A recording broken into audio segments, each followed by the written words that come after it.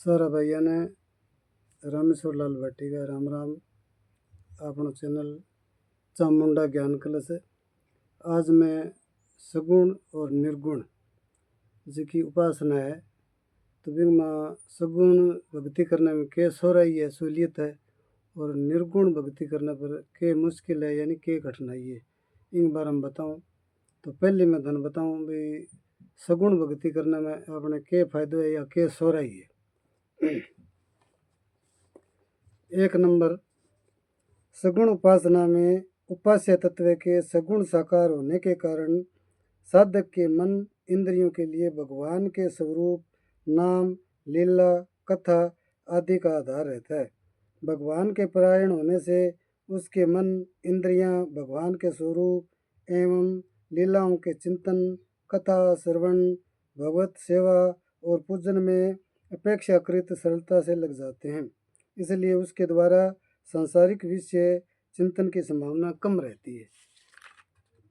भाग 2, सांसारिक आसक्ति ही साधन में क्लेश देती है, परंतु सगुण उपासक इसको दूर करने के लिए भगवान के ही आश्रित रहता है। वह अपने में भगवान का ही बल मानता है। बिल्ली का बच्चा जैसे माँ पर निर्भर रहता है, ऐसे ही ये साधक भी भगवान पर निर्भर रहता है। भगवान ही उसकी संभाल करते हैं।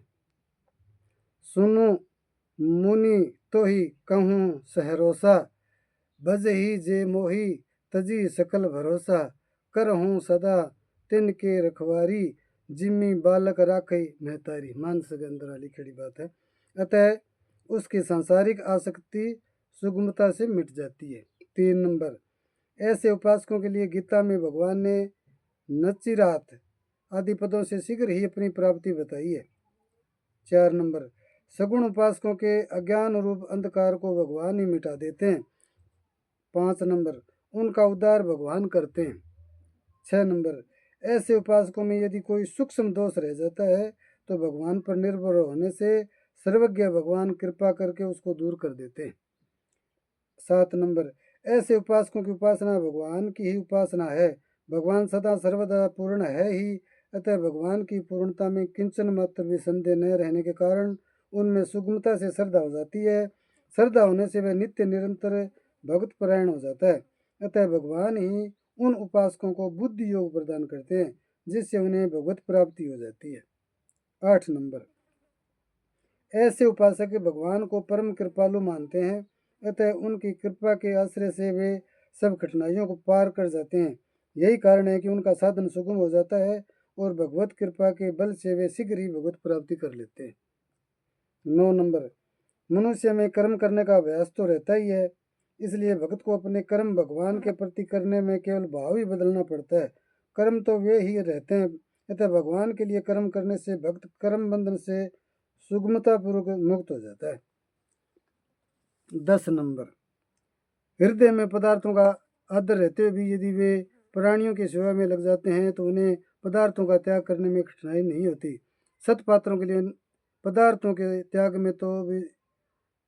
में तो और भी सुगमता है, फिर भगवान के लिए तो पदार्थों का त्याग बहुत ही सुगमता से हो सकता है।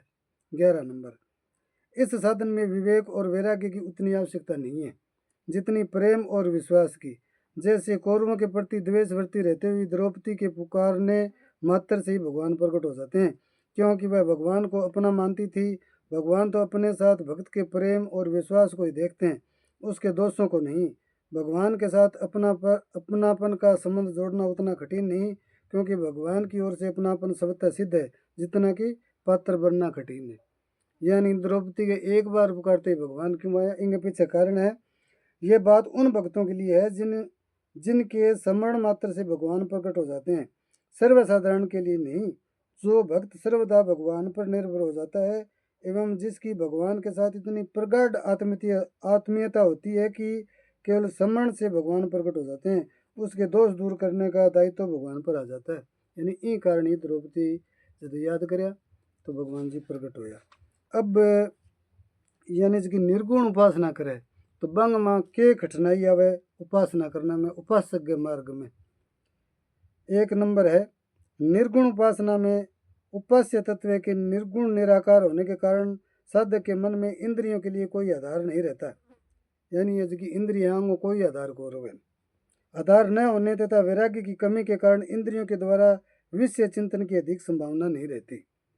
2 देह में जितनी अधिक आसक्ति होती है साधन में उतना ही अधिक क्लेश मालूम देता है। निर्गुणोपासक उसे विवेक के द्वारा हटाने की चेष्टा करता है। विवेक का आश्रय लेकर साधन करते हुए वह अपने ही साधन बल को महत्व देता है। बंदरी का छोटा बच्चा जैसे अपने बल पर निर्भर होने से अपनी माँ को पकड़े रहता है और अपनी पकड़ से ही अपनी रक्षा मानता है, ऐसे ही वह साधक अपने साधन के बल पर अपनी उन्नति मानता है। इसलिए श्री रामचरितमानस में भगवान ने इसको अपने समझदार पुत्र की उपमा दी है, जिसका निर्गुण भक्त है। मोरे प्रौढ़ तने सम ज्ञानी बालक सुत सम दास अमानी। 3 है ज्ञान योगियों के द्वारा लक्ष्य प्राप्ति के प्रसंग में चौथे अध्याय के 39वें श्लोक में अच्छी रेण पद तत्व ज्ञान के अनंतर शांति की प्राप्ति के लिए आया है, न कि तत्व ज्ञान की प्राप्ति के लिए। 4 है निर्गुण उपासक तत्व ज्ञान की प्राप्ति स्वयं करते हैं, यानी दूसरों कोई गुण करे, अपने आप ही करे वो। 5 है ये अपना उदार निर्गुण तत्व की प्राप्ति स्वयं करते हैं। 6 ऐसे उपासकों में यदि कोई कमी रह जाती है तो उस कमी का अनुभव उनको विलंब से होता है और कमी को ठीक ठाक पहचानने में भी कठिनाई होती है। हाँ, कमी को ठीक ठीक पहचान लेने पर ये भी उसे दूर कर सकते हैं। 7 चौथे अध्याय के 34वें और 13वें अध्याय के 7वें श्लोक में भगवान ने ज्ञान योगियों को ज्ञान प्राप्ति के लिए गुरु की उपमा की आज्ञा दी है, गुरु की उपासना की आज्ञा दी है। अभी गुरु मानना पड़ेगा, गुरु की भक्ति करनी पड़ेगी। जगह निर्गुण मार्ग में चलने के लिए बताई गई बात है।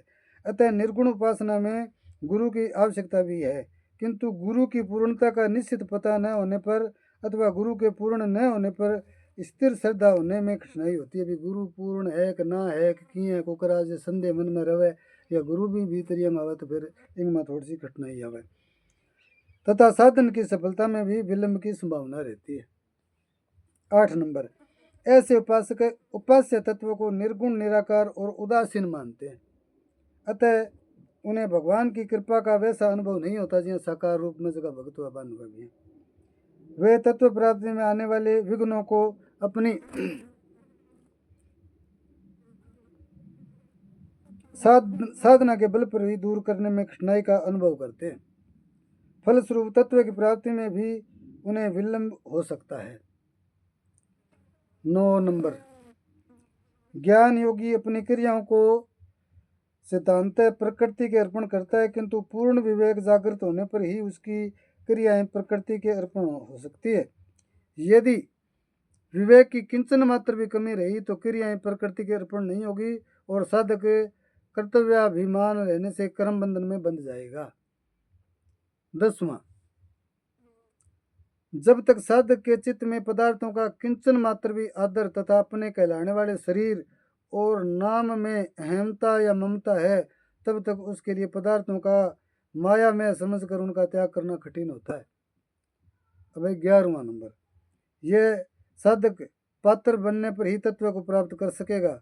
पात्र बनने के लिए विवेक और तीव्र वैराग्य की आवश्यकता होगी, जिनको आसक्ति रहते हुए प्राप्त करना कठिन है। यानी सगुण और निर्गुण दोनों की यानी सरलता और कठिनता बताई गई।